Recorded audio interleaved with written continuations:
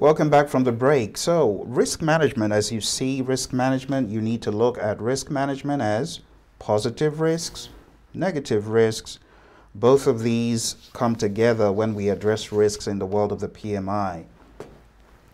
I remember going to a firm way back, training risk management, and they actually demanded that I train the attendees on how to manage positive risks, because they didn't just want to focus on the negative, they also wanted to focus on the positive. So risk management, 7 processes.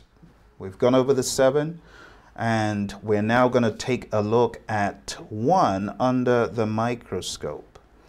So let's take a look at, let's first of all recap what we talked about regarding the qualitative risk analysis, because there seems to be some misunderstanding about qualitative risk analysis.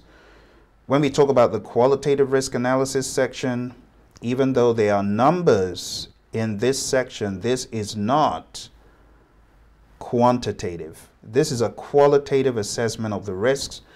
So as you can see on the screen here, we've got the cause, the risk, and the effect. I told you to come up with a cause, a risk, and an effect, which you did. And then we went further to score the risks. How did we score the risks? Through the probability rating and the impact rating. Multiply your probability rating by your impact rating and you get your risk score. So what you're looking at right over there, or that way, is your risk score. The 12 is the score. That is not a quantitative risk analysis. It's still qualitative. All right? So there's a difference between qualitative risk analysis, categorization of the risks. We're also ranking the risks for further action. But at this point, we are not going into the quantitative risk analysis, okay? So I asked you guys to do this. We did this, and we've seen how that looks in the risk register. You take all this information and populate the risk register. So you end up having something that looks like this. You've got your risks. You prioritize your risks after you take a look at the risk score. And by looking at the risk score, they either fall into a high, medium, low, very high category. It really depends on how you have decided to categorize or rank the risk. Some people use high, medium, low. Others use very high, high, medium, low, very low. It really depends. But I wanted to call your attention to where this is in none other than your favorite book. So if you're looking at your favorite book, this stuff is in here in chapter 11. And we kind of took a look at this earlier, didn't we? So this should be fresh in your mind. This is one of the things that you should be doing right up front in plan risk management. So if you take a look at page 407, you can see table 11-1 in the PMBOK guide addresses how we got to this point. How are we going to rank a risk as very high? What do we mean by very high? Very high what? Very high cost, very high scope risk, very high schedule risk. So all of these are addressed here. As you can see, let's take one for example. So someone says, oh, my risk is very high. What do they mean? What do they mean by very high? Well, are we talking about high probability or are we talking about high impact? And someone says, oh, I'm talking about high impact. Okay, high impact, high cost impact, high schedule impact, or high quality impact. What do you mean by high impact? So the PMI have tried to clarify for you on this page how you can look at risks across these 3 different perspectives. So, for example, on a project, someone says, oh, it's a very high schedule risk. What do they mean? It's going to impact the project by more than 6 months. Or someone says, oh, it's a very low cost risk. What do they mean? Less than a $100,000 impact to the project objectives. Or someone says, oh, I've got a medium quality risk. What do they mean? Some impact in functional areas. Or a very low quality risk, minor impact on secondary functions. So this is meant to guide you as to how you finally get to this on the screen, okay? So perform qualitative risk analysis. It looks rather basic in the inputs, but when you get into the tools, you're beginning to get into some weeds. You're beginning to get into some weeds here, because we've got things such as risk, probability, and impact assessment. I gave you guys an exercise earlier. You did that. We've got assessment of other risk parameters, which is where all the fun begins.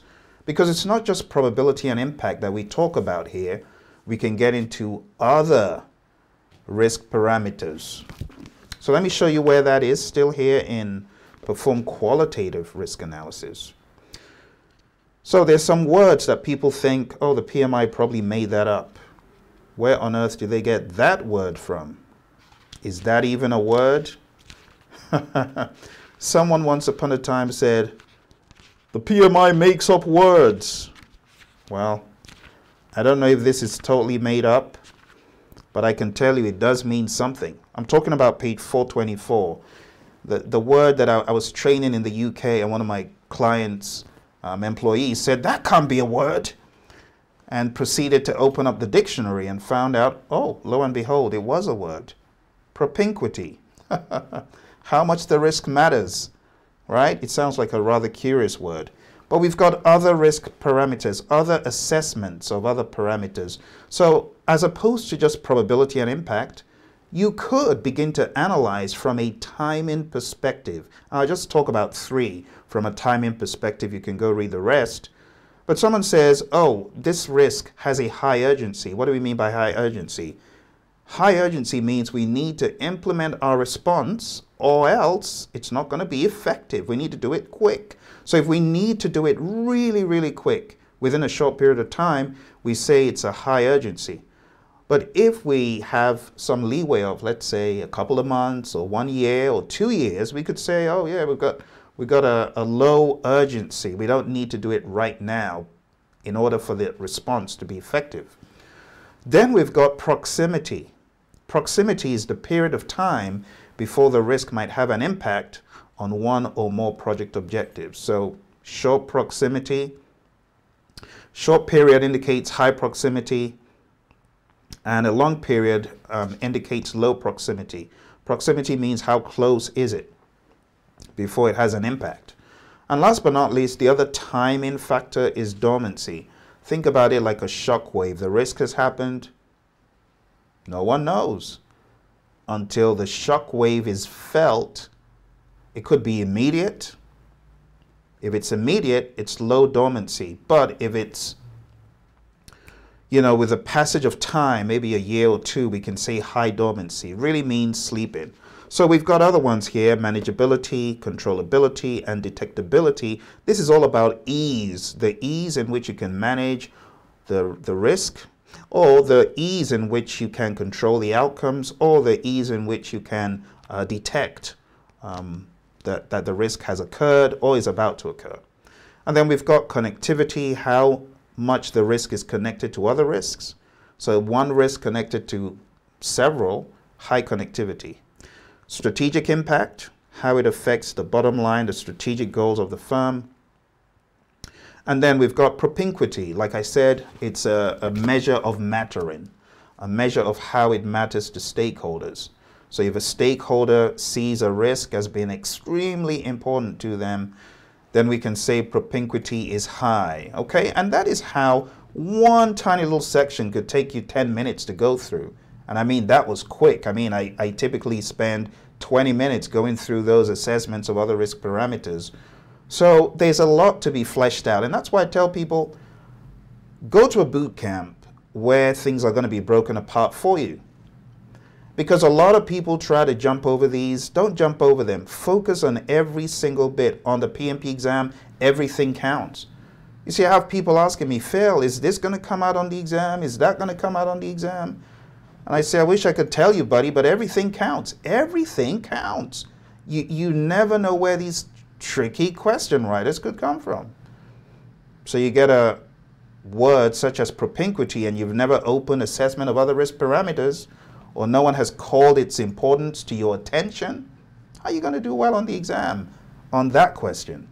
You see, the problem is a lot of students are cherry picking. Don't cherry pick. Don't cherry pick. All right, don't cherry pick. So anyway, still proceeding here, we can see some other things of importance. This categorizes what exactly is being done. Straight away, you can see, oh, categorization. Risk categorization categorizes what you're doing here. You are categorizing risks, and you're using the risk breakdown structure, which, by the way, is an invention of my buddy, the risk doctor. This is on page 406, and stay tuned, because in a few days we're gonna have one of these Risk Doctor and Your Friend Phil videos. We're actually going to be talking about the hierarchical chart, the bubble diagram in the PMP guide that's making everyone go, PMI, what are you trying to say? We're going to talk about that. It's got a little bit of history that we need to address. So anyway, here on page 406, you can see the risk breakdown structure, and you can see the different levels, you know, the different levels, level 0, level 1, level 2.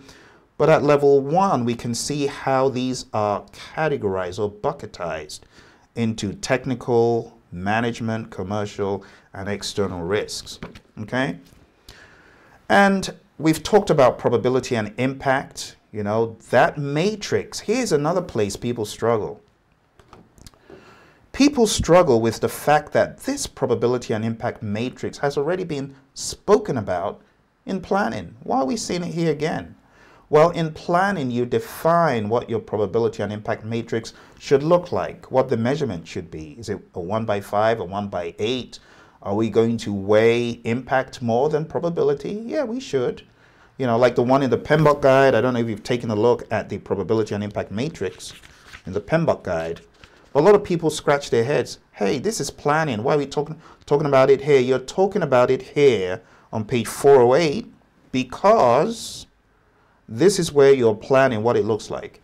Did you note that the negative impact scale from 0.01 to 0.08, right, or 0.05 to 0.8 rather, is different from the one of probability from 0.1 to 0.9? Why? Because we need to weigh impact differently. Think about high impact, low probability. Impact is impact. If it happens, the impact is still what it is. And that's why we need to take impact seriously. But anyway, to cut long story short, the outputs are there, and you see the project documents updates recurring theme. But don't let that deceive you. It is very, very important that these project documents updates be recognized. You better recognize, friend, that this contains your risk register and your risk report. Don't forget that. This is a recurring theme that you're going to find in a lot of risk processes. So qualitative risk analysis, perform qualitative, perform quantitative, plan risk responses, implement risk responses, and monitor risk. You're going to see the recurring theme of project documents updates, but it's not like the other updates you see. This is very important because you're doing a lot of things to your risk register. You're going to quantitatively take a look at the risks in there. You're going to plan the responses. So as you go along risk, you need to know where those updates are hiding. They're right there in project documents updates, okay? And with that said, I want to challenge you. Do you want to step up your PMP exam journey? Are you struggling? Don't struggle. So those of you who are already here in the class, you know the value that you've received. But for the folks who don't know, maybe those of you who are in the class need to send a message if you're able to do that in chat so people know. So people are actually aware that, hey, this training will boot you into shape. It will. It will, and I would advise those of you that truly mean business, I want you to go to pmsucceed.com, and I want you to sign up for the accelerated boot camp that's coming up. Sign up for the boot camp that's coming up. It's coming up on the 26th of December to the 29th, okay? So if you truly mean business, you want to get this monkey off your back, you're struggling, you're like, you know, this new year, this 2019, I really want to put an end to this misery of getting ready for this exam like ad nauseum. I'm tired of it, okay? So if that's you, if you're like, Phil, save me from this PMP exam, if that is you, I want you to go to pmsucceed.com and I want you to sign up. It's as simple as that. Just go to the page that you've seen and just scroll down, okay, and hit the sign up button. It's as simple as that. That is the sign up button. And wait a minute, it says it should have been $1,000, but wait, it's not. It's $4.99. But it seems like that sign up now button might contain a mystery to those who need to sign up. Maybe right now you might just get a deal if you're smart and you know what it means to steal. Who said great artists steal? Good artists copy, great artists steal. I would advise you to, go in there right now and do what you need to do to sign up, okay? But that's really the summary of what I wanted to talk to you today about risk. See, risk management is a significant part of the exam. And some people just struggle on their own trying to read topics like this on their own. But that's not the way to do it, folks. If you need help, get help, okay? You need help, sign up for this program. Sign up for the program. If you really want to get this thing done before the year runs out, maybe your exam is on the 31st, on the 30th, sign up, okay? Sign up. That's what I would advise anyone that truly means business. The cool thing is from anywhere in the world, you can actually sit down and enjoy the benefits of live virtual training, even right there in the comfort of your own home, okay? So I'd advise you, those of you struggling and saying, help, I need help, I don't know what to do. And now I'm telling you what to do. You better hit that button, go sign up. And it's funny, it's funny I happen to be talking to you about risks because some people are taking a risk in trying to do it all on their own. $555 down the drain, $375 down the drain, no gain. You got to be smart, folks. You got to be smart. All right. So anyway, the gold zone for the exam, what do I say? You could get on the exam. You got to know what you're doing in qualitative. Qualitative is big. You got to know what you're doing. Let me help you out. Let me read from the guide. I know you may not want to open it. Lots of you have been, when am I going to escape from this guy? You've been at it for 3 hours. Okay, I'll give you a bit of relief. We'll probably shut down for the day with this. So let's go ahead and read on page 419. What does it say? It says, perform qualitative risk analysis is the process of, watch this, prioritizing individual project risks for further analysis or action. Now be advised that that further analysis or action is not within this process, okay? And it says, by assessing their probability of occurrence, that's one piece, and assessing their impact, that's another piece, as well as other characteristics like propinquity. The key benefit of this process is that it focuses efforts on high priority risks. You want to focus on those high priority risks. Okay, you don't want to waste your time focusing on those ice cream risks that no one could care less about. All right, so what? Affects us by $100, no other impact, no other subliminal impact, forget those. But those that are on a scale of 1 to 10, a 10.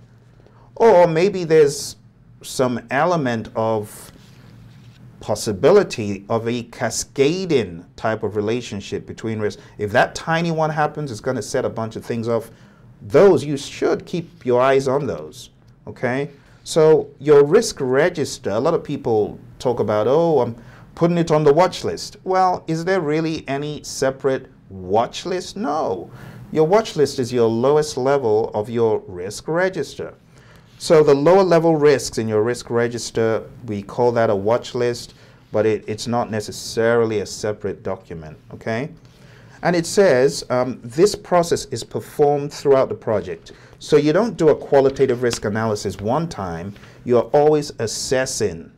You are always assessing the risks, okay? You're always taking a look at, okay, what is the probability, what is the impact, so on and so forth.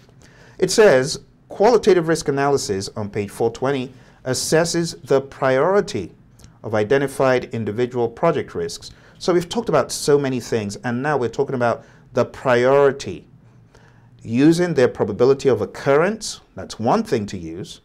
The corresponding impact, two things to use on the project objectives if the risk occurs, and other factors. Now those other factors could be several other things like risk urgency. You could do a risk urgency assessment. It says, such assessments are subjective. They are based on perceptions of risk by the project team and other stakeholders. Effective assessment therefore requires explicit identification and management of risk attitudes. Why? Because people could just be biased about certain risks, you know? So we need to check those risk attitudes of key participants in this process. And that is why a lot of facilitation abilities are needed by the PM. You know, PMs who are not great at facilitating may struggle with this. But those who are good at keeping people in the picture, in the frame, helping people to process their thoughts, you know, helping people to realize where there's a bias, you know, when they're going off on a tangent for no reason, those PMs will do excellently in this field. It says risk perception introduces bias into the assessment of identified risks. So attention should be paid to identifying bias and correcting it. Where a facilitator is used to support the performed qualitative risk analysis process, addressing bias is a key part of the facilitator's role. So on the exam, you're asked about biases and where those need to be addressed. You're going to know where these things are addressed. It's when people say, oh, that risk is on a scale of 1 to 10, it's a 10. Okay, why is it a 10? And then you realize there's a bias, you see? So addressing bias is a key part of the facilitator's role. It says an evaluation of the quality of the available information on individual project risks also helps to clarify the assessment of each risk's importance to the project. So what I typically do with teams, I ask them to go in Delphi mode because I don't want one person's biases to affect someone else's. So I don't want the person on the left or the right to know what the person in the middle is choosing as a risk or their risk rating, you know. Last but not least, and I'll let you guys go for the rest of the day, it says perform qualitative risk analysis establishes the relative priorities. Relative priorities, you see, it's relative. This is qualitative. This is not hard dollars, okay? It's all relative within this particular project. So perform qualitative risk analysis establishes relative priorities of the individual project risks for planned risk responses. It identifies a risk owner for each risk who will take responsibility for planning an appropriate risk response and ensuring that it is implemented. Perform qualitative risk analysis also lays the foundation for perform quantitative risk analysis in this process, if this process is required. So there's often the discussion of, do I really have to do quantitative? No, you don't.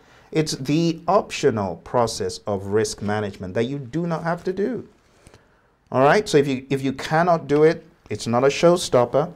If your organization says we're not going to do that, you know, don't get into a fight or an argument. People don't have to do quantitative rather, if they don't want to. To round up, it says the perform quantitative risk analysis process is performed regularly throughout the project lifecycle as defined in the risk management plan. Often in an agile development environment, the perform qualitative risk analysis process is conducted before the start of each iteration. So the world of agile has its own little difference. All right, and with that, we have come to the end of our first part of risk management. Those of you that have just joined, We are going through the different processes in the PMBOK guide. And like I said, if you want to continue this journey with me in one of our classes, what you need to do is go to pmsucceed.com. Okay, go to pmsucceed.com and just hit that sign up button, that big old red button. Hit it, sign up, and let's see you there in the class. Okay. Now, in addition to what is happening on the 26th, I should also call your attention to another part of the site where you can sign up for a different type of training. Okay. So one of the parameters is this the 4-day thing. That's one of the parameters that we make available for students. Quick boot camp, rapid, fast, hit, boom, boom, boom. But we also have another type of boot camp where we are going slow and steady. This is really more for beginners, people who are just getting into it. They've not been for a 35-hour boot camp. You see, the power review on pmsucceed.com, this is aggressive. But if you go to the course details, which is really the course details for the more robust course, or just go to pmsucceed.com and it will bring you here, okay? Or just click on the logo and it will take you to this page. This is when our next full 35-hour course will hold. So the power review is like half of the time compared to this longer boot camp. So for the longer boot camp, this will start on January 5th and run to January 26th. So whichever one you want to join, whether you want to join the long boot camp, you know, or you want to go for the power review, just go to pmsucceed.com. It's as simple as that, pmsucceed.com, and sign up, okay? If your company is looking to send you to some other boot camp, you know what to tell them. Of course you should tell them, I ain't going to that one. I want to go to Phil's boot camp. And if you go to any other boot camp, you're making a big mistake, all right? You want to sign up for this one. Don't waste your time. Don't waste your money. Don't waste your effort. Don't waste your energy. Let me do the heavy lifting for you, okay? Let me help you make sense out of the nonsense that seems to be in front of you. I've done it for so many years, for so many people. Let me help you do it, all right? So sign up for the boot camp. Those of you who are struggling with risk, schedule network diagrams. You know the horrendous network diagrams that you've been seeing out there and you're like, I don't know if I should use the 1 or the 0. I'll help you figure it out. Come on down to the boot camp. Okay? So I look forward to seeing you. Thank you very much for joining. Those of you who joined late, you want more of this kind of training, this is where to find it. All right? pmsucceed.com. And I look forward. Oh, I got some news. So I want to make a shout out to one of our students. So let me go to that email. You know, I always get so delighted when our students ace the PMP exam, especially those who have been on the journey for a while. You know, this student of ours has been on the journey for about over 365 days. Because I was out in Houston training this company in basic project management when one of the PMs said, Phil, I want to make a commitment to get certified. I'm like, yeah, let's do it. So she got on the learning system. Where's that book? She got our book, Project Management Essentials. She got the book and off to the races. I just got an email today at 2:04 here. She said, hi Phil, I passed the PMP exam.